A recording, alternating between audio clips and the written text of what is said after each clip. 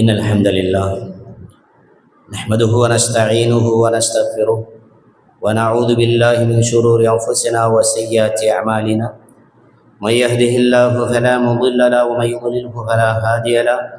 أشهد أن لا إله إلا الله وحده لا شريك له وأشهد أن محمدا عبده ورسوله. أما بعد، فقد قال الله تعالى في كتابه العزيز: أعوذ بالله من الشيطان الرجيم.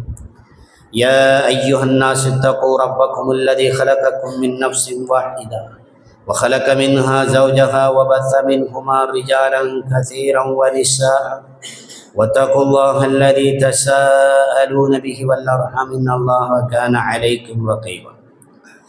وقال الله تعالى أيضا: يا أيها الذين آمنوا اتقوا الله حق تقاته ولا تموتن إلا وأنتم مسلمون.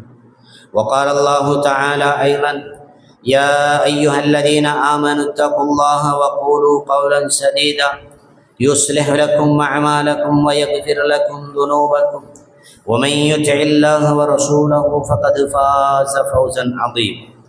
وقال نبينا صلى الله عليه وسلم: فإن أصدق الحديث كتاب الله وخير الهدي هدي محمد صلى الله عليه وسلم وشر الأمور محدثاتها وكل محدثة بدعة وكل بدعة ضلالة وكل ضلالة في النار. எல்லாம் வல்ல அல்லாஹ்வுக்கு சுப்ஹானஹு வ தஆலாவை போற்றுவோம், புகழ்வோம். எம் காருண்ய நபி ஸல்லல்லாஹு அலைஹி வஸல்லம் அன்னவர்கள் மீது சாந்தி சமாதானம் உரைப்போம். இறுதி நாள் வரைக்கும் அன்னவரின் அடிச்சுவடை பின்பற்றுவோம் இன்ஷா அல்லாஹ். எல்லாம் வல்ல அல்லாஹ்வுக்கு சுப்ஹானஹு வ தஆலாவின் திருவதனத்தை நாளை மறும நாளையிலே நேரடியாக பார்க்கக்கூடிய வாய்ப்பை எனக்கும் உங்களுக்கும் அல்லாஹ் ரப்புல் ஆலமீன் ஆக்கி அருள்வானார். அன்புக்குரிய சகோதரர்களே, இந்த உலகத்தையும் உலகத்துள்ள அத்துணையும் படைத்து பரிபாலித்து கொண்டிருக்கிற ரப்புல் ஆலமீன் உலகத்திலே வாழுகிற மனித சமூகத்துக்கு மாத்திரம் சீரான ஒரு வாழ்க்கையை திறன்பட கொடுக்க வேண்டும் என்பதால் அப்பப்போது வாழ்ந்த சமூகங்களுக்கு அல்லாஹ் ரப்புல் ஆலமீன் தூதர்களை அனுப்பி வழிகாட்டிய அந்த வழக்காட்டை அல்லாஹ் குர்ஆனிலே திருமறையிலே சொல்லி காட்டுகிறான். அதன் தோரணையில் பெருமானார் ஸல்லல்லாஹு அலைஹி வஸல்லம் அவர்கள் எம் சமூகத்திற்கு நபியாக தேர்ந்தெடுக்கப்பட்டு வந்தவர் என்பதை நாம் அறிகிறோம். இங்கே பெருமானார் ஸல்லல்லாஹு அலைஹி வஸல்லம் அவர்கள் சமூகத்துக்கு காட்டிய வழிபாடுகளில் அதிகமான விடயம் என்னவென்றால் பண்பாடுகளையும் ஒழுக்கங்களையும் தான் முதலில் போதித்தார். இரண்டாவதாக சமுதாயம் வாழுகிற போது ஏற்படக்கூடிய சிக்கல்களிலும் பிளவுகளும் பிரச்சனைகளும் பித்தலாட்டங்களிலும் இருந்து தங்களை தாக்கு பிடிக்க வேண்டும் என்பதற்காக தர்க்கம் புரியாத வண்ணமாக சமூகத்தின் மன அமைதியையும் நில அமைதியையும் கொண்டு வருவதற்கு சில விடயங்களை சம்பிரதாயபூர்வமாக சொல்லித் தந்தார்கள். அல்லாஹ் ரப்புல் ஆலமீன் அதை ஆதாரப்படுத்தும் விதமாகவும் அறுத்தப்படுத்தும் விதமாகவும் திருமறையிலே அதை பதிவு செய்து எமக்கு தருவதை பார்க்கிறோம். அதில் ஒன்றுதான் சமூகங்களில் ஏற்படக்கூடிய பல பிளவுகளையும் பிரச்சனைகளையும் பித்தலாட்டங்களையும் கண்ணுட்ட நபிகளார் ஸல்லல்லாஹு அலைஹி வஸல்லம் அவர்கள் அல்லாஹ்விடத்தில் பிரார்த்தனை பெறுகிறார்கள். யா அல்லாஹ், உலகத்திலே வாழுகிற போது எங்களுக்கு ஏற்படுகிற பிரச்சனைகளையும் பிளவுகளையும் நான் எங்கனம் தாங்கிக் கொள்ள முடியாமல் தவிக்கின்றோமே, இதிலிருந்து எங்களை தற்காத்துக் கொள்வதற்காக என்னென்ன வகையிலெல்லாம் நாங்கள் வாழ வேண்டும் என்று வழிமுறைகளை அல்லாஹ்விடத்தில் கேட்கிறார்கள் நபிகளார் ஸல்லல்லாஹு அலைஹி வஸல்லம். அந்த நேரத்தில் தான் அல்லாஹ் ரப்புல் ஆலமீன் ஒட்டுமொத்த சமூகத்துக்கும் அவர்களுடைய பிளவுகளிலும் பிரச்சனைகளும் பித்தலாட்டங்களிலும் இருந்து தங்களை தாக்கு பிடிப்பது என்ன என்பது பற்றிய வசனத்தை அல்லாஹ் இறக்கி காண்பிக்கின்றார். அல்லாஹ் சொல்லுகிற போது சூரத்துல் பக்ராவில 155வது வசனம் தொடக்க 156வது வசனத்தில் இப்படி சொல்றான்: வலனபலுவன்னகும் பிஷைஇம் மினல் ஹௌஃபி வல் ஜூஇ வ நக்ஸும் மினல் அம்வால் வல் அன்ஃபுஸி வஸ்ஸமராத்தி வபஷ்ஷிரிஸ் ஸாபிரீன். உலகத்தில் வாழுகிற ஒட்டுமொத்த சமூகத்தையும் பார்த்து அழகான ஒரு உரையை அல்லாஹ் ரப்புல் ஆலமீன் சொல்கிறான். அல்லாஹ்வுடைய தூதரிடத்தில் இதை ஈமான் கொண்ட விசுவாசிகளுக்கு நீ சொல்லிக் கொடு என்கிற விடயத்தை அல்லாஹ் சொல்லி காட்டுகிறான். இந்த வசனம் என்ன சொல்கிறது என்றால், ஈமான் கொண்ட விசுவாசிகளே, முஸ்லிம்களே, மூமின்களே, வாழுகிற ஒட்டுமொத்த சமூகத்தையும் இது விழித்து சொல்கிற ஒரு வார்த்தை. வலனபலுவன்னகும் பிஷைஇம் மினல் ஹௌஃப், நாங்கள் உங்களை சோதிப்போம். வலனபலுவன்னகும், நிச்சயமாக நாங்களே உங்களை சோதிப்போம். எப்படியெல்லாம் சோதிப்போம் தெரியுமா? அல் ஹௌஃப், அச்சத்தால் சோதிப்போம். வல் ஜூ, பசியால் பட்டணியால் சோதிப்போம். வனக்சும் மினல் அம்பால், உங்களுடைய பொருளாதாரத்தை குறைவு செய்வது கொண்டு, உங்கள் பொருளாதாரத்தை அழிப்பது கொண்டு நாங்கள் நிச்சயமாக சோதிப்போம். வல் அம்புஸ், ஆத்மாக்களை எடுப்பது கொண்டு சோதிப்போம்.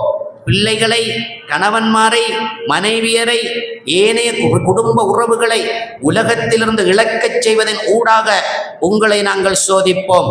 வஸ்ஸமராத், மேலும் உங்களுடைய பயிர் செய்யப்பட்ட பயிர்களை, விளைச்சல் நிலங்களை எல்லாம் அழிப்பது கொண்டும் அநியாயப்படுத்துவது கொண்டு கூட உங்களை நாங்கள் நிச்சயமாக சோதிப்போம்.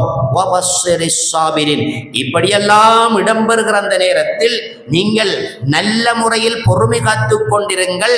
அதற்கு பகரமாக நிச்சயமாக சொர்க்கம் என்ற செய்தியை அல்லாஹ் ரப்பல் ஆலமீன் திருமறையிலே அழகுறச் சொல்லுகிற அந்த வார்த்தையை நாம் பார்க்கிறோம். அன்புக்குரிய சகோதரர்களே, இந்த வார்த்தை இறங்கிய போது அல்லாஹ்வுடைய தூதர் ஸல்லல்லாஹு அலைஹி வஸல்லம் அவர்கள் பட்ட சந்தோஷத்துக்கு அளவில்லாமல் இருந்தது. சமூகத்தின் மத்தியில பிரச்சார பணியில ஈடுபடுகிற நேரம், தான் முகத்தில் ஒன்று முகத்தில் அல்லாதது ஒன்று, பார்க்கிற நேரம் ஒன்று பார்க்காத நேரத்தில் ஒன்று, குடும்பத்தோடு இருக்கிற நேரம் ஒன்று குடும்பத்தில் இல்லாத நேரத்தில் ஒன்றெல்லாம் அல்லாஹ்வுடைய தூதரின் வார்த்தை பிரயோகங்களையும் வழிமுறைகளையும் அப்படியே பகடிமகன் செய்து கொண்டிருந்த அந்த மக்களின் மத்தியில் தான் பிரச்சார பணியில் ஈடுபட்டு செல்கிற நேரத்தில் ஏற்பட்ட துன்பங்களும் புலவுகளும் பித்தலாட்டங்களும் ஏற்படுகிற அந்த கஷ்டங்களை எல்லாம் தான் தாங்கிக் கொள்வதற்காக இந்த ஒரு வசனம் மாத்திரம் போதும் என்று பெருமானார் ஸல்லல்லாஹு அலைஹி வஸல்லம் சொல்லி காட்டுகிறார். என் வாழ்க்கையில் எவ்விதமான துன்பங்கள் வந்துவிட்ட போதும் அத்துணையையும் தாங்கிக் கொள்வதற்கு இந்த வசனத்தை தவிர வேற எதுவும் இருக்க மாட்டேன். என்னுடைய பயிரினங்கள் எல்லாம் அழிகிறதா? அல்லாஹ் சொல்லிவிட்டான், அது சோதனை. என் பிள்ளை குட்டிகள் யாராவது ஒருவர் மரணித்து விடுகிறார்களா? அது அல்லாஹ் ரப்பல் ஆலமீன் சொன்னான், அது சோதனை, அது நடந்துதான் ஆகும். அதை கொண்டு அல்லாஹ் என்னை சோதிக்கின்றான் என்கின்ற அழகுற அந்த சொற்பிரயோகங்கள் அல்லவா எமக்கு சொல்கிறது என்று அல்லாஹ்வுடைய தூதர் ஸல்லல்லாஹு அலைஹி வஸல்லம் அவர்கள் இதை காட்டுகின்றதை பார்க்கிறார். அன்புக்குரியவர்களே, எம் சமூகத்தின் மத்தியில் ஒரு வழக்காற்று ஒரு நடைமுறை இருக்கிறது. என்னவென்றால், யாராவது ஒருவருக்கு சோதனை ஏற்பட்டு விட்டால் பிறர் அதை இப்படி நினைப்பதுண்டு, அவர் ஏதோ ஒரு தீங்கு செய்திருக்கிறார், அதனால் தான் அந்த சோதனை அவருக்கு ஏற்பட்டிருக்கிறது. இன்னும் ஒரு சாரார் அவர் செய்து கொண்ட தீங்குகளுக்காக அல்லாஹ் கொடுத்திருக்கக்கூடிய ஹுக்கும் என்றெல்லாம் பேசிக் கொள்வதுண்டு அல்லவா? அல்லாஹ்வுடைய தூதர் என்ன சொன்னார்கள் தெரியுமா?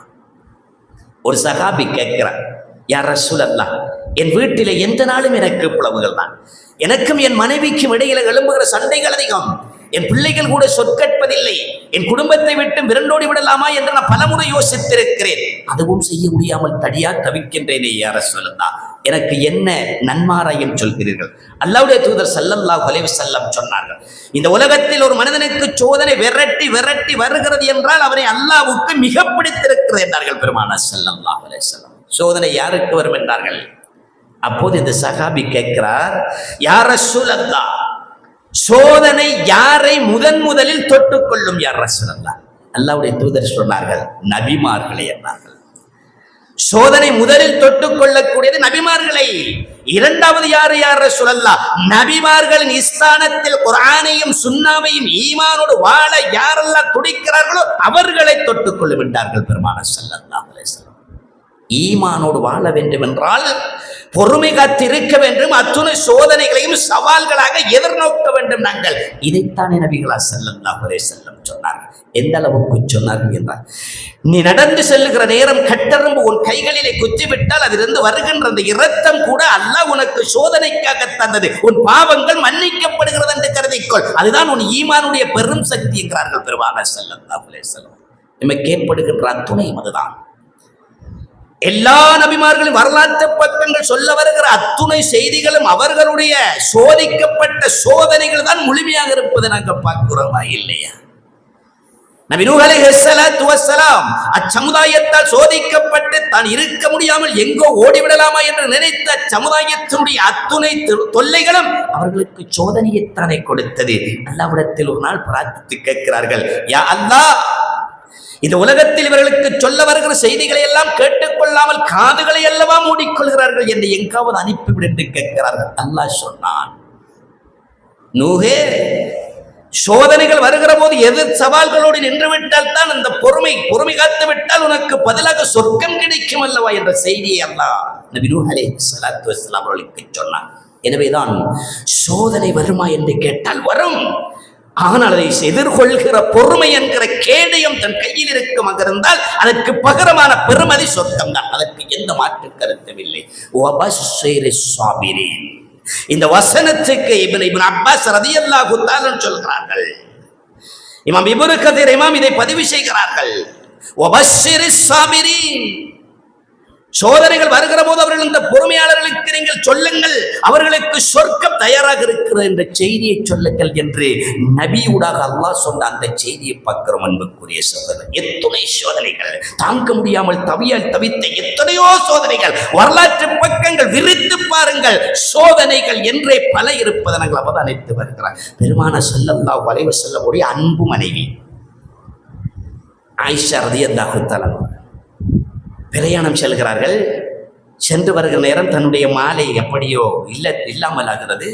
மாலையை தேடிக்கொண்டிருக்கிற நேரம் சற்று தாமதித்து விட்டார்கள். பெருமானார் அவர்கள் தன்னோடு இருக்கிறார் என்று கருதி அப்படியே தன் வீடு பக்கம் வந்து சேர்ந்து விட்டார்கள். இந்த நேரத்தில் அவர்கள் மீண்டும் தன்னுடைய இடம் வந்து சேருவதற்கு முன்னாலேயே தன்னை பற்றி இட்டுக்கட்டப்பட்ட செய்தி ஊரிலே வந்துவிட்டது. ஆயிஷா ரலியல்லாஹு தஆலா அவர்கள் வீடு நோக்கி வருகிற நேரத்துக்கு முன்னாலேயே செய்தி வருகிறது. என்ன செய்தி வருகிறது தெரியுமா? ஆயிஷா ரலியல்லாஹு தஆலா அவர்கள் தன் கணவன் அல்லாத வேறு கணவன்மார்களோடு இருந்து விட்டார் என்ற செய்தி அவதூறாக போற்றப்பட்டது. ஆயிஷா ரலியல்லாஹு தஆலாவுடைய கண்கள் எல்லாம் குளமாகிறது. கடுமையான கவலை. தன்னை பற்றி இப்படி ஒன்று சொல்லப்பட்டு விட்டதே, தான் செய்யாத ஒரு விடயத்தை அல்லவா இட்டுக்கட்டப்பட்டிருக்கிறது. இதிலிருந்து நான் எப்படி தப்பித்துக் கொள்வது? என் கணவனுக்கு உறுதியாக சொல்லுகின்ற வார்த்தைக்கு நான் எதை ஆதாரமாக சொல்வதென்றெல்லாம் கடுமையான கவலை. தன் அன்பு தந்தையினுடைய நண்பர் அல்லவா அல்லாஹ்வுடைய தூதர் ஸல்லல்லாஹு அலைஹி வஸல்லம். அபூபக்கர் ரலியல்லாஹு தஆலாவுடைய முகத்தை ஆயிஷா ரலியல்லாஹு தஆலா பார்க்கவில்லை. பெருமானார் ஸல்லல்லாஹு அலைஹி வஸல்லம் அவர்களை கண்டுகொள்வதற்காக வந்த நேரத்தில் அல்லாஹ்வுடைய தூதர் அடுத்த பக்கம் முகத்தை திருப்பி விட்டார்கள். இப்படியெல்லாம் இடம்பெறுகிற நேரம் கண் கவலையான அந்த தோற்றம் எதுவுமே யாரிடத்திலும் சொல்ல முடியவில்லை. குனிந்து கொண்டு அழுத கண்ணோடு தன் வீட்டுக்குள் நுழைந்து விட்டார்கள். சுமார் 29 நாட்கள் தாண்டி அல்லாஹ் ரப்புல் ஆலமீன் ஒரு வசனத்தை இறக்குகிறான். அல்லாஹ் ரப்புல் ஆலமீன் வசனத்தை இறக்குகிறான். நபியே, ஈமான் கொண்ட பத்தினித்தனமான பெண்களை சந்தேகப்பட வேண்டாம். அவர்கள் மீது இட்டுக்கட்டப்பட்ட செய்தி கட்டவிழ்த்து விடப்பட்டிருக்கிறது என்ற செய்தி வந்தவுடன் தான் ஆயிஷா ரலியல்லாஹு தஆலா அவர்களுடைய முகங்கள் அப்படியே செழிப்பாக மலர்ந்து வருகிறது. அல்லாஹ்வுடைய தூதரிடத்தில் வருகிறார்கள். பெருமானார் ஸல்லல்லாஹு அலைஹி வஸல்லம் அவர்கள் நெஞ்சை நிமித்தி சொல்கிறார்கள், அல்லாஹ்விடத்திலே நான் கேட்ட பிரார்த்தனை கைகூடவில்லை. அல்லாஹ் ரப்பல் ஆலமீனிடத்திலே கேட்ட பிரார்த்தனை ஒரு நாளும் வீணாக போகவில்லை. அல்லாஹ் உங்களை பாதுகாத்து விட்டான் என்ற செய்தியை பெருமானார் ஸல்லல்லாஹு அலைஹி வஸல்லம் அவர்கள் அன்னை ஆயிஷா ரலியல்லாஹு தஆலா இடத்தில் சொல்லி இருப்பதை பார்க்கிறார். இப்போது தன் மீது இட்டுக்கட்டப்பட்ட ஒரு செய்தி அம்பலமாக தன் ஊரில் உலாவுகிறது என்பதால் தான் சூசைட் பண்ணவில்லை. ஆயிஷா ரலியல்லாஹு தஆலா அவர்கள் தன் அன்புமறைக்கு தவறாக நடந்து விட்டார் என்பதை யாரிடத்திலும் சொல்லவும் இல்லை, எது பற்றி கதைக்கவும் இல்லை. தான் அப்படியே சொன்று விட்டார்கள். அல்லாஹ்விடத்தில் இருக்கிறோம் என்று பிரார்த்திக்கிறார்கள். இங்கே ஒரு செய்தி கிடைக்கிறது. என்ன தெரியுமா? என் மீது யாராவது அபாண்டம் சுமத்தி விட்டால், எனக்கு எதிராக யாராவது எதையாவது கட்டவிழ்த்து விட்டால், நான் மிகவும் சோதனைக்குள்ளாக்கப்பட்டிருந்தால் அடுத்த கணம் இறைவனிடத்தில் இருக்கிறோம் என்று பிரார்த்தித்தால் அல்லாஹ் எமக்கு வெற்றியை தந்து விடுவான். இதுதான் அந்த செய்தி சொல்ல வருகிறது. எனவேதான் அன்புக்குரிய சகோதரர்களே, பொறுமை காத்துக் கொண்டிருப்பவருக்கு பிரதிபலன் சொர்க்கம் என்று சொல்லுகிற அதே நபிகளால் ஸல்லல்லாஹு அலைஹி வஸல்லம் அவர்கள் சொன்னார்கள், ஒரு மனிதனை சோதனை தொட்டுக்கொள்கிற நேரம் அல்லாஹ் நம்மளோடு நேசமாக இருக்கிறான். அல்லாஹ்வுக்கு நேசமானவர்களுக்குத்தான் அல்லாஹ் அடுத்தடுத்து சோதனைகளை கொடுப்பான். பெருமானார் ஸல்லல்லாஹு அலைஹி வஸல்லம் சொன்னார்கள். ஒரு முறை ஒரு சஹாபியிடத்தில் வருகிறார்கள். அந்த சஹாபி அல்லாஹ் எப்படி சோதித்திருந்தார் என்றால், அவரை பார்க்கின்ற நேரத்தில் முதல் முறை பார்த்ததற்கும் கடைசி முறையாக பார்த்ததற்கும் தோற்றத்தில் கடுமையான வித்தியாசம் இருந்ததாம். கடுமையாக நலிவுற்று போயிருந்தார். அவரை பார்த்த நேரம் பெருமானார் ஸல்லல்லாஹு அலைஹி வஸல்லம் கேட்டார்கள், உனக்கு என்ன நேர்ந்தது என்று கேட்டார்கள். யார் ரசூலல்லாஹ், அண்மை காலமாக எனக்கு நோய் ஏற்பட்டது. அந்த நோயால் நான் அப்படியோ ஒரு இடத்திலேயே உட்கார்ந்து விட்டு என்னால் நடமாற முடியவில்லை. அந்த நோயோடு எனக்கு நடக்க முடியவில்லை. நல்ல முறையில் உண்ண முடியவில்லை. மற்றவர்களோடு பேச முடியவில்லை. நான் தவித்துக் கொண்டிருக்கிறேன். அப்படி என்றால் இறைவனுக்கு என்ன செய்து கொண்டிருக்கிறாய் என்று கேட்டார். அவர் சொல்கிறார், நான் அல்லாஹ்விடத்தில் இருகரம் என்று பிரார்த்தித்துக் கொண்டிருக்கிறேன் யா ரசூலல்லாஹ். என்ன துஆ கேட்டா என்று கேட்டார்கள் பெருமான ஸல்லல்லாஹு. அப்போது அவர் சொன்னார், யா அல்லாஹ், இந்த உலகத்தில் எனக்கு நோயை தந்திருக்கிறாய், உனக்கு விருப்பமானவனாக என்னை மாற்றிவிடு. மறும நாளையில் என்னவெல்லாம் எனக்கு குற்றம் புரிந்ததற்காக தண்டனையாக தர இருக்கிறீரோ அதையும் இந்த உலகத்திலே தந்துவிடு என்று கேட்டேன். அல்லாஹ்வுடைய தூதர் ஸல்லல்லாஹு அலைஹி வஸல்லம் சொன்னார்கள், நீ கேட்ட இந்த பிரார்த்தனைக்கு முன்னால் அல்லாஹ் உன்னில் நேசம் வைத்திருந்தான், உன்னை சோதித்திருந்தான். அந்த சோதனைக்கு பின்னால் ஷைத்தான் இன்னும் ஒன்றை உனக்கு கற்று தந்து விட்டான். என்ன தெரியுமா?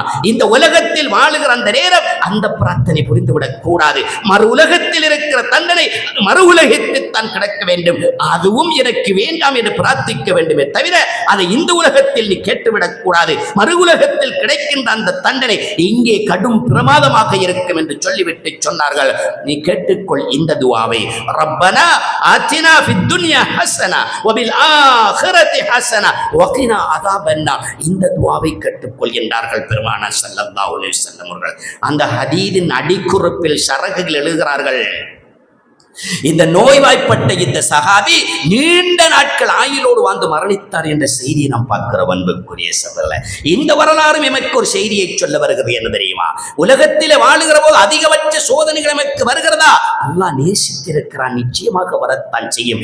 அந்த சோதனையை தாங்கிக் கொண்டு பொறுமை காத்துக் கொண்டு இறைவனிடத்தில் பிரார்த்தித்தால் அதற்கு பிரதிபலனாக சொர்க்கமும் கிடைக்கிறது, உலகத்தில் வாழக்கூடிய நல்ல முறையான வாழ்க்கையும் கிடைக்கிறது என்ற செய்தியை இந்த ஹதீஸ் எமக்கு சொல்வதை பார்க்கிற அன்புக்குரிய சகோதரர். ஒரு மூதாட்டி ஒரு நாள் அல்லாஹ்வுடைய தூதரிடத்தில் வருகிறார், யா ரசூலல்லாஹ்,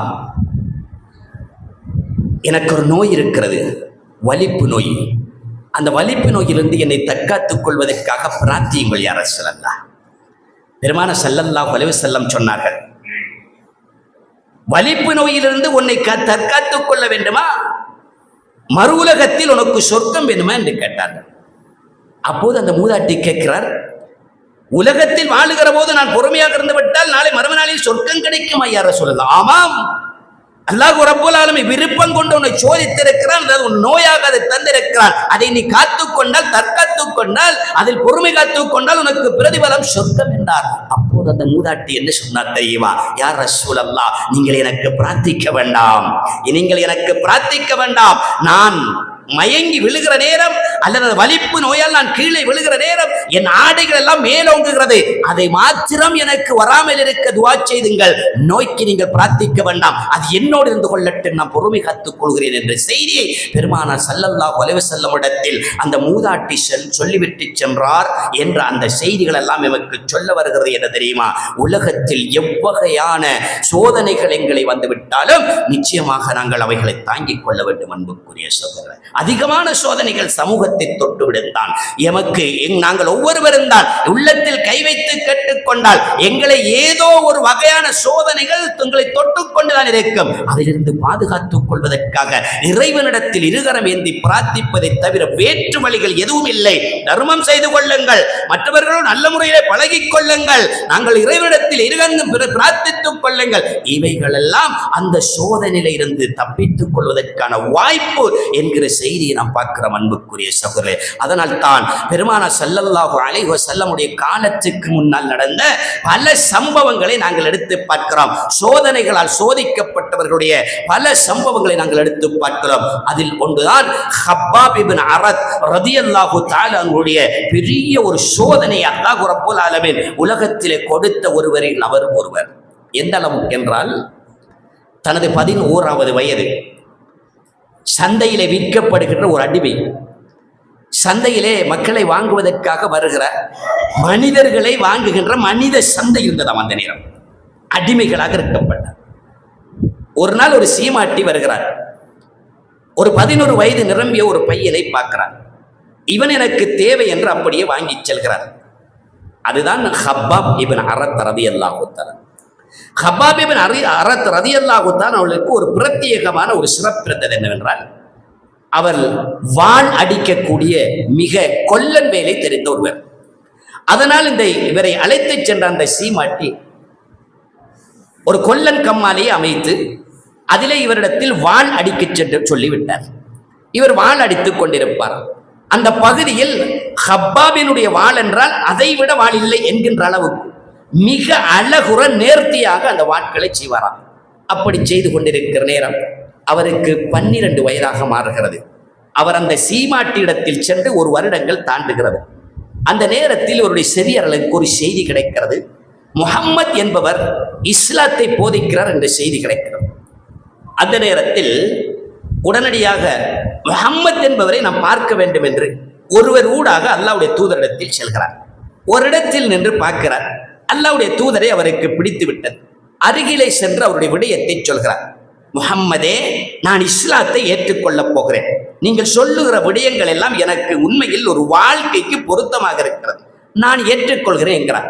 பெருமானார் கேட்கிறார்கள், நீ எங்கு இருக்கிறாய், உன் பேரன் என்றெல்லாம் விசாரிக்கிறார்கள். நான் ஒரு சீமாட்டி இடத்திலே அடிமையாக வேலை செய்து கொண்டிருக்கிறேன். கொல்லங்கம்மாலையில் வாள் அடிப்பதுதான் என் தொழில். அப்படி என்றால் உன்னுடைய சீமாட்டி உன்னை வதைக்கக்கூடும். இந்த மார்க்கத்தை ஏற்றுக்கொண்டால் அதிகமான வதைப்புகள் உனக்கு ஏற்படும். இவைகளை எல்லாம் தாங்கிக் கொள்வதற்கு நீ தாங்குவாயா என்று கேட்டார்கள். ஹப்பாப் இப்னு அரத் ரலியல்லாஹு தஆலா அன்ஹு சொன்னார்கள், இந்த மார்க்கத்துக்காக உங்களுக்காக எதுவெல்லாம் எனக்கு வருகிறதோ அத்துணையையும் தாங்கிக் கொள்வேன் என்று பெருமானார் ஸல்லல்லாஹு அலைஹி வஸல்லமுடன் சொல்லிக் கொள்கிறார்.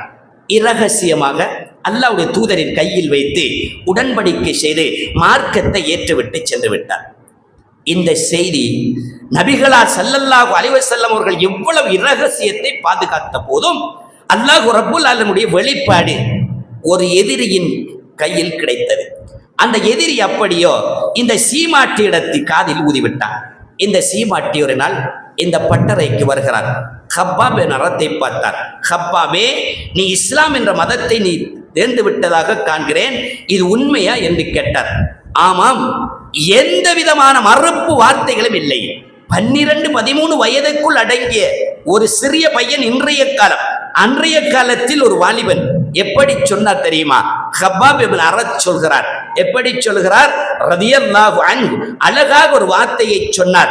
நீங்கள் கேள்விப்பட்டதென்னவோ உண்மைதான், நான் அந்த மார்க்கத்தை புனிதமாக காண்கிறேன், அதைத்தான் நான் ஏற்றுக்கொள்ளப் போகிறேன் என்கிற விடயத்தை சீமாட்டியின் முகத்தில் அடித்தா போல் நேராக சொல்லிவிட்டார். இப்போது சீமாட்டிக்கு கடுமையான கோபம்.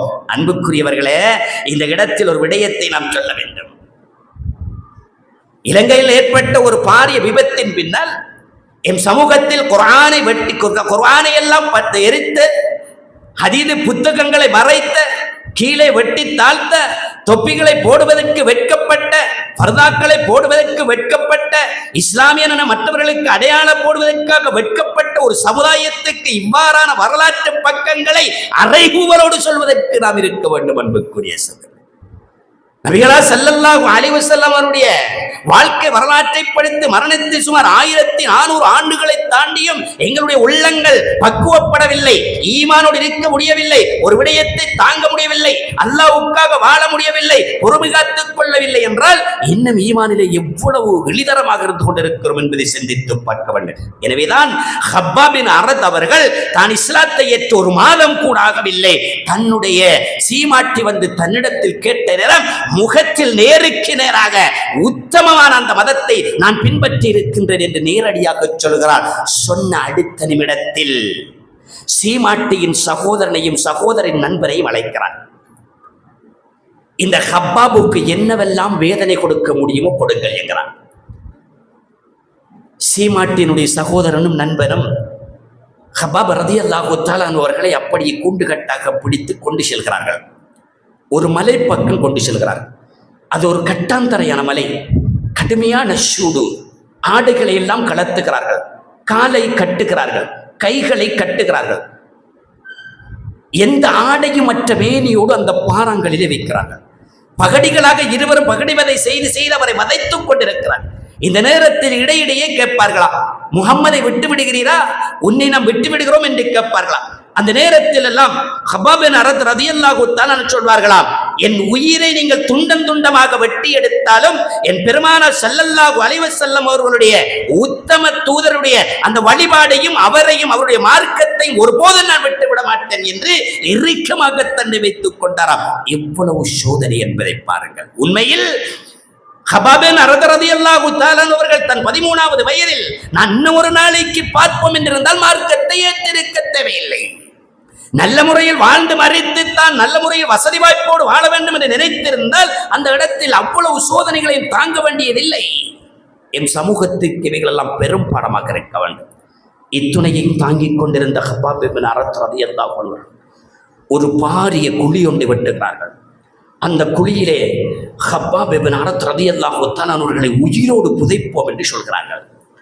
ஹப்பாப் இப்னு அரத் ரலியல்லாஹு தஆலா அவர்கள் சிரித்த முகத்தோடு சொன்னார்களாம், என்னை புதைத்து விட்டாலும் என் உடற்பாகங்களை துண்டன் துண்டங்களாக வெட்டினாலும் அல்லாஹ் ரப்புல் ஆலமீன் அவன் மாற்றிருந்தான் என்பதையும் என் தூதர் ஸல்லல்லாஹு அலைஹி வஸல்லம் அவர்கள் என்பதை நான் ஒருபோதும் மறக்க மாட்டேங்கிறார்கள்.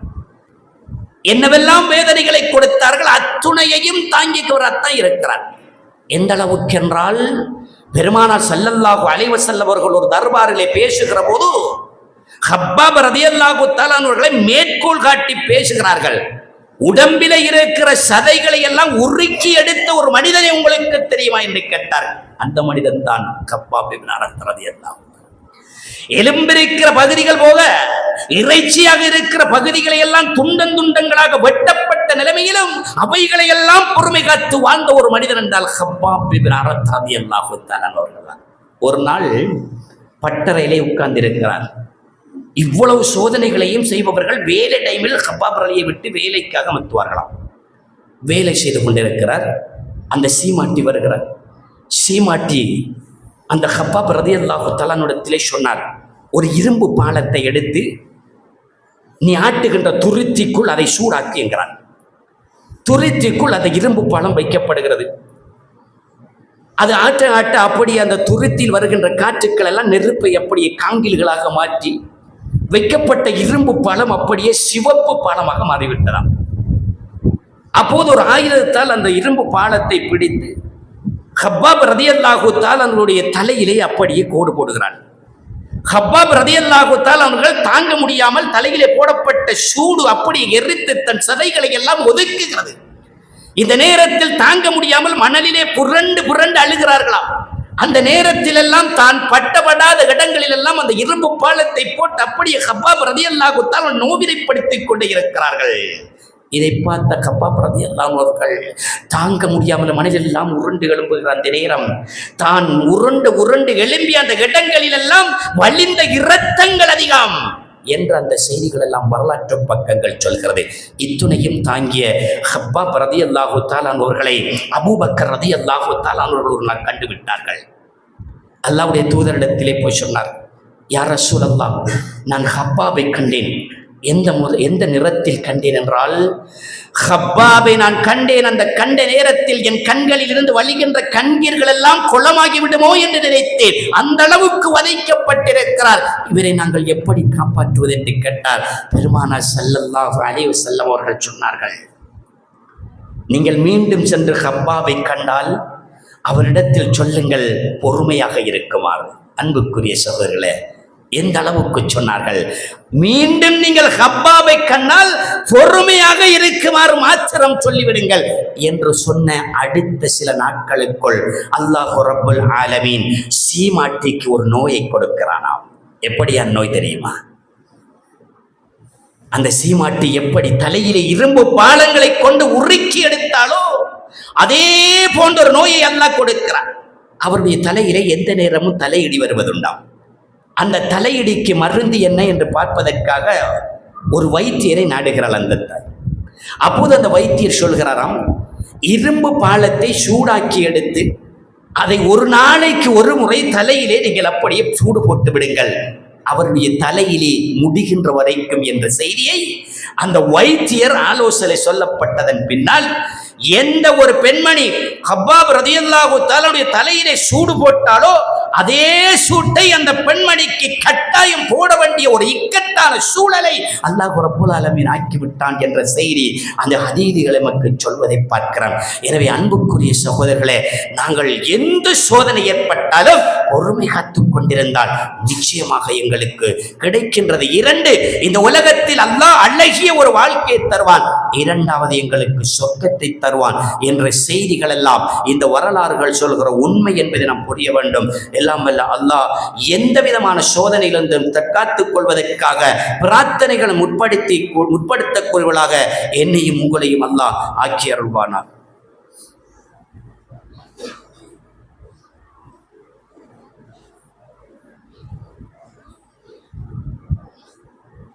நஹ்மதுஹு வ நுஸல்லி அலா ரசூலிஹில் கரீம் வ அலா ஆலிஹி வ ஸஹ்பிஹி வ ஸல்லம் அஜ்மஈன்.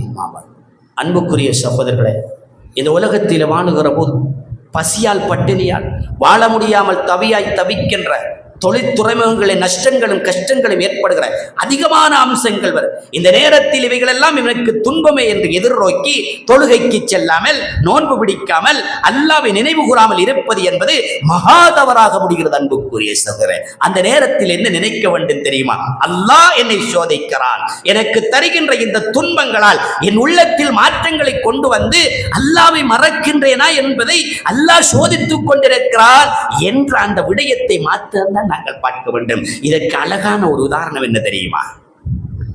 உலகத்தில் வாழ்ந்த அழகான கணவன் மனைவியர்கள் 2 பேர். அதைத்தான் உம்மு சலமா ரலியல்லாஹு தஆலா அவர்களும் அபூ சலமா ரலியல்லாஹு தஆலா. உம்மு சலமா ரலியல்லாஹு தஆலா அவர்கள் அபூ சலமா ரலியல்லாஹு அவர்கள் இல்லை என்றால் இருக்க மாட்டார்கள். அந்த அளவுக்கு நெருக்கமான கணவனும் மனைவியுமா அந்த சமூகத்தில் பேசிக் கொள்வார்களாம். இருவரும் பிரியவே மாட்டார்களே. அப்படியான கணவனும் மனைவி என்று பேசிக்கொள்கிற கணவனும் மனைவியும். பெருமானார் ஸல்லல்லாஹு அலைஹி வஸல்லம் அவர்கள் ஹிஜ்ரத்துக்கு போக வேண்டும் என்கிறார்கள். எல்லா சஹாபாக்களும் பெயரை பதிவு செய்கிறார்களாம். அதிலே அபூ சலமா ரலியல்லாஹு தஆலா அவர்கள் பெயரை பதிந்து விட்டார்கள். உம்மு சலமா ரலியல்லாஹு தஆலா இடத்தில் போய் சொல்லுகிறார்கள், உம்மு சலமாவே, நான் அல்லாஹ்வுடைய தூதரோடு ஹிஜ்ரத் செல்ல போகிறேன், என் கூட நீங்களும் வருகிறீர்களா என்று கேட்டார்கள். அந்த நேரத்தில் 2 பிள்ளைகள் இருக்கிறது. உம்மு சலமா ரலியல்லாஹு அன்ஹா சொல்கிறார்கள், நீங்கள் போவதென்றால் நான் இல்லாமல் போக முடியாது, நானும் உங்களோடு தான் வந்துவிட வேண்டும் என்கிறார். சற்று நேரத்தில் ஹிஜ்ரத்து போவதற்காக எல்லோரும் கூடிய அந்த நேரத்தில் வீடு நோக்கி தன் அன்பு மனைவி அழைப்பதற்காக அபூ சலமா ரலியல்லாஹு அன்ஹு வருகிறார்கள். உம்மு சலமா ரலியல்லாஹு அன்ஹா அவர்கள் அழுது கொண்டிருக்கிறார்கள். உம்மு சலமாவை பார்த்து அபூ சலமா ரலியல்லாஹு கேட்கிறார்கள், எதற்காக நீங்கள் அழுகிறீர்கள் என்று கேட்டார்கள். உம்மு சலமா ரலியல்லாஹு அன்ஹா சொன்னார்கள், என் குடும்பம் எல்லாம் என்னை போக வேண்டாம் என்று மறுக்கிறது, என்னை போனால் கொண்டு விடுவோம் என்று என்னை மிரட்டுகிறது, நான் வருவதால் உங்களுக்குத்தான் ஆபத்து இருக்கிறது, அதனால் நீங்கள் செல்லுங்கள், என்றிருந்தாலும் நான் உங்களோடு தான் வாழ்வேன் என்ற ஒரு சத்தியத்தின் பின்னால் அபூ சலமா ரலியல்லாஹு அன்ஹு தனிமையிலே அனுப்பி வைக்கிறார். பெருமானார் ஸல்லல்லாஹு அலைஹி வஸல்லம் கேட்கிறார்கள், அபூ சலமாவே, நீ தனிமையில் வருகிறீரே, உன் மனைவி எங்கே என்று கேட்கிறார். என் மனைவியை என் மனைவியினுடைய குடும்பத்தார் உற்றார் உறவினர்கள் போக வேண்டாம் என்று தடை செய்து விட்டார்கள், என் பிள்ளைகளை எல்லாம் கொன்று மறைத்து விட்டார்கள். இந்த அவலச் செய்தியை சொன்ன அடுத்த நிமிடம் பெருமானார் ஸல்லல்லாஹு அலைஹி வஸல்லம் அவர்களும் அபூ சலமா ரலியல்லாஹு அவர்களுடன் ஹிஜ்ரத்தை சென்று விட்டார்கள். சுமார் 4 ஆண்டுகள் அபூ சலமா ரலியல்லாஹு தஆலா அவர்கள் அல்லாஹ்வுடைய தூதரோடு இருக்கிறார்கள். உம்மு சலமா ரலியல்லாஹு தஆலா அவர்கள் மக்காவில் இருக்கிறார்கள். மதீனாவிலே அபூ சலமா ரலியல்லாஹு அன்ஹு இருக்கிறார்கள். திருமணம் முடிக்கவில்லை இருவரும் அப்படியே கடும் கஷ்டத்தின் மத்தியில் இருக்கிறார்கள். பிள்ளைகள் ஓரளவு தேறிவிட்டது. பிள்ளைகளை ஒரு நாள் கையில் எடுக்கிறார்கள். உம்மு சலமா ரலியல்லாஹு அன்ஹா ஒரு நாள் 2 கையிலும் தன் 2 பிள்ளைகளை விடுத்தார்கள். 400 கிலோமீட்டருக்கு அப்பால் போக வேண்டிய ஒரு தூரத்தை தான் கண் சிமிட்டிய நேரம் போய்விடலாம் என்ற ஒரு உள்ளத்தை இறுக்கமாக எடுத்துக்கொண்டு நடந்து செல்கிறார்களாம். சற்று தூரம் சென்று விட்டதன் பின்னால் குதிரையிலே 2 பேர் வருகிறார்கள். கேட்கிறார்கள், உம்மு சலமாவே, நீ தனிமையில் எங்கே செல்ல போகிறீர்? அப்போது உம்மு சலமா ரலியல்லாஹு அன்ஹா சொன்னார்கள், என் அன்பு கணவரோடு பயணிக்கிற என் பயணத்தை தடை செய்த என் குடும்பத்தால் நான் சீரழிந்து கொண்டிருக்கிறேன். எனக்கு தேவையான என் அன்பும் பாசமும் என் குடும்பத்தை என் பிள்ளைகளுக்கு கிடைக்கவில்லை. எங்களை ஒன்று சேர்க்க நீங்கள் விரும்பினால் எங்களை அந்த போர்டருக்கு கொண்டு செல்லுங்கள். வந்த இருவரும் ஒரு குதிரையில் ஏறிக்கொண்டு இவர்களையும் ஒரு குதிரையில் ஏற்றிக்கொண்டு மதீனாவின் எல்லை பகுதியில் கொண்டு அவர்கள் சென்று விட்டார்கள். உம்மு சலமா ரலியல்லாஹு தஆலா அவர்கள் மிக அன்பான அன்பு கலந்த வார்த்தைகளோடு அபூ சலமா ரலியல்லாஹு தஆலா அவர்களை கட்டி அணைத்து முத்தமிட்டு விட்டு, நாங்கள் இத்துணை ஆண்டுகளும் உங்களை நாங்கள் மிஸ் பண்ணி விட்டோமே என்ற கவலையையும் தெரிவிக்கிறார்கள். சென்று ஒரு வருடமும் ஆகவில்லை, யுத்தகலம் ஒன்று அங்கே ஆரம்பிக்கிறது. அந்த யுத்தகலத்தில் பெருமானார் ஸல்லல்லாஹு அலைஹி வஸல்லம் அவர்கள் பேர் பதிவு செய்கிற நேரம் அபூ சலமா ரலியல்லாஹு அவர்களும் பேரை பதிவு செய்து விட்டார்கள். பெருமானார் சொன்னார்கள், அபூ சலமாவே, எல்லா விடயங்களிலும் நீ வந்திருக்கிறாய், இப்போது உன் மனைவி குறுகிய காலமாகிறது, உன் மனைவியோடு இருந்து கொள்கிறார்கள். அபூ சலமா ரலியல்லாஹு அன்ஹு சொன்னார்கள், என் மனைவியை விட என் மக்களை விட என் அன்பு நபி ஸல்லல்லாஹு அலைஹி வஸல்லம் அவர்களோடு செல்வதைத்தான் புனிதமாக காணுகிறேன், விட்டு விடுங்கள் என்கிறார். யுத்தகலத்துக்கு செல்கிறார்கள். யுத்தகலத்திலே சென்றவுடன் அபூ சலமா ரலியல்லாஹு அன்ஹு அவர்கள் கொல்லப்பட்டு விட்டார்கள். பெருமானார் ஸல்லல்லாஹு அலைஹி வஸல்லம் அவர்களுக்கு அல்லாஹ் அறிவித்தான், அபூ சலமா மரணித்து விட்டார் என்ற செய்தியை அல்லாஹ் அறிவித்தான். இந்த செய்தியை யாரிடமும் சொல்லவில்லை. உம்மு சலமா ரலியல்லாஹு அன்ஹுவிடம் அல்லாஹ்வுடைய தூதர் வருகிறார்கள். வந்து சொல்கிறார்கள், உம்மு சலமாவே, நான் உங்களை திருமணம் முடித்துக் கொள்ளட்டுமா என்று கேட்டார். உம்மு சலமா ரலியல்லாஹு அன்ஹு அவர்கள் தன் அன்பு கணவர் மரணித்த அந்த கவலையில் இருக்கிற நேரம் உம்மு சலமா ரலியல்லாஹு அன்ஹு சொன்னார்கள், என் பிள்ளைகளை பார்த்துமா என்னை திருமணம் முடிக்க சொல்கிறீர்கள்? பெருமானார் ஸல்லல்லாஹு அலைஹி வஸல்லம் அவர்கள் மீண்டும் கேட்டார்கள், உம்மு சலமாவே, உன்னை திருமணம் முடித்துக் கொள்ளட்டுமா என்று கேட்டார்கள். அந்த நேரத்தில் உம்மு சலமா ரலியல்லாஹு அன்ஹு அவர்கள் கண்கள் எல்லாம் கண்ணீர் வடிய தன் இருந்த பிள்ளைகளை கட்டி அணைத்து தன்னோடு அப்படி அணைத்த வண்ணமும் சொன்னார்கள், நான் இப்போவும் திருமணம் முடிக்க வேண்டும் என்றால் நீங்கள் சொல்கிறீர்கள் என்று உருக்கத்தனமாக கேட்கிறார்கள். அப்போது ஒரு வார்த்தை கேட்டார்கள், என் பிள்ளைகளை என்ன செய்யட்டும் என்றார்கள். பெருமானார் ஸல்லல்லாஹு அலைஹி வஸல்லம் சொன்னார்கள், அந்த பிள்ளைகள் என்னுடைய பிள்ளைகள், என்னிடத்தில் தாருங்கள், அதுவும் என்னுடைய பிள்ளைகள் தான், உங்களை நான் மனமுடித்துக் கொள்கிறேன் என்கிறார்கள். பெருமானார் ஸல்லல்லாஹு அலைஹி வஸல்லம் அவர்கள் கேட்டு கெஞ்சியதன் பின்னால் உம்மு சலமா ரலியல்லாஹு தஆலா அவர்கள் திருமணம் முடித்துக் கொள்கிறார். இந்த சம்பவத்தின் ஒட்டுமொத்தத்தை பார்க்கிற நேரம் உம்மு சலமா ரலியல்லாஹு தஆலா அவர்கள் ஆண்டு கணக்கில் தன் கணவனை இழந்து பிள்ளைகளோடு கஷ்டத்தில் துன்பத்தில் சோதனைகளை அனுபவிக்கிறார். குறுகிய காலத்தில் தன் அன்பு கணவரை அடைந்து மனைவியோ கணவரோடு வாழுகிற ஒரு சூழல் ஏற்படுகிறது. அந்த நேரத்தில் மீண்டும் அல்லாஹ் ரப்புல் ஆலமீன் தன் அன்பு கணவனை யுத்த களத்தில் இல்லாமலாக்குகிறார்கள். அடுத்த கணத்தில் அல்லாஹ் கொடுத்த ஒரு மாபெரும் வெற்றி என்ன தெரியுமா? உலகத்தில் இருந்த உத்தம நபியை தன் அன்பு கணவராக அடைகிற ஒரு வாய்ப்பை கொடுத்தான். எல்லா மனைவியர்களும் கடுமையாக யோசித்த ஒரு மனைவி உம்மு சலமா ரலியல்லாஹு தஆலா. கண்டதிலே தன் கணவனோடு இருந்த ஒருவர் மரணிக்க அடுத்த கணம் அல்லாஹ்வுடைய தூதர் முடித்திருக்கிறார்கள் என்றால் அல்லாஹ்வுடைய தூதருக்கு விருப்பம் இருந்திருக்கிறதோ என்றெல்லாம் ஏனைய மனைவியர்கள் எண்ணுகின்ற அளவுக்கு இருந்த அந்த உம்மு சலமா ரலியல்லாஹு தஆலா அவருடைய அந்த வாழ்க்கை பக்கம் என்ன சொல்கிறது என்றால், எவ்வளவுதான் எங்களை சோதனைகள் தொட்டுவிட்ட நேரத்தில் பொறுமை காத்து விட்டிருந்தால் அல்லாஹ் ரப்புல் ஆலமீன் அதை விட ஒரு மாபெரும் ஒரு பெரிய பெருமதியான ஒரு வெற்றி இந்த உலகத்தில் தருவான், பகரமாக சொர்க்கத்தில் தருவான் என்ற செய்தியை பார்க்கின்றோம். எனவே அன்புக்குரிய சகோதரர்களே, உலகத்தில் வாழுகிற போது எவ்வகையான சோதனைகள் வந்தாலும் அந்த சோதனைகளை எதிர்கொள்கிற எதிர் சக்தியாக சவாலாக பிரார்த்தனையை கையில் எடுப்போம். அந்த பிரார்த்தனைகள் நிச்சயமாக எங்களுக்கு தற்காக்கும். எந்த அளவுக்கு என்றால், நைல் நதியில இருந்து அடுத்த பக்கம் போக முடியாத அந்த நேரத்தில் நபி மூசா அலைஹிஸ்ஸலாத்து வஸ்ஸலாம் அந்த சோதனையிலிருந்து தப்பித்துக் கொள்ள பிரார்த்தனை புரிகிறார்கள். அல்லாஹ் ரப்புல் ஆலமீன் கடலிலே பாதை அமைக்கிறான் என்ற வரலாற்றை நாம் பார்த்தவர்கள். நாம் இப்ராஹிம் அலைஹிஸ்ஸலாத்து வஸ்ஸலாம் அவர்களை தீனா மூட்டப்பட்ட நெருப்பின் பந்தத்தில் போடப்பட்ட நேரம் நெருப்பென்றால் சுட்டுவிடும் என்றுதான் நாம் அறிந்திருந்தோம். அந்த நெருப்பை அல்லாஹ் கூனு வர்தா என்ற ஒரு வார்த்தையில் அவர்கள் கேட்ட ஹஸ்பி அல்லாஹு வ நிஅமல் வக்கீல் என்ற அந்த ஒரு துஆ நெருப்பில் அவர்களை குளிராக்கி காப்பாற்றி அந்த வரலாறு பொறுமைக்கு கொடுத்த சோதனைக்கு கொடுத்த வெற்றி என்கிற அந்த வரலாற்றை நாம் மறந்துவிடக் கூடாது. எல்லாம் வல்ல அல்லாஹ் எம் அனைவருக்கும் அருள் புரிவானாக. எல்லா விதமான சோதனைகளிலும் பொறுமை என்ற சவாலூடாக எதிர்கொள்வோம். எல்லாம் வல்ல அல்லாஹ் பிரார்த்தனைகளூடாக சொர்க்கம் என்கிற நட்பெறுவரை தருவான் என்ற வார்த்தைகள் எம் அனைவருக்கும் சுபனோ சோபனமாக இருக்கட்டும். வ ஆகிரு தஅவதி அல்ஹம்துலில்லாஹி ரப்பில் ஆலமீன்.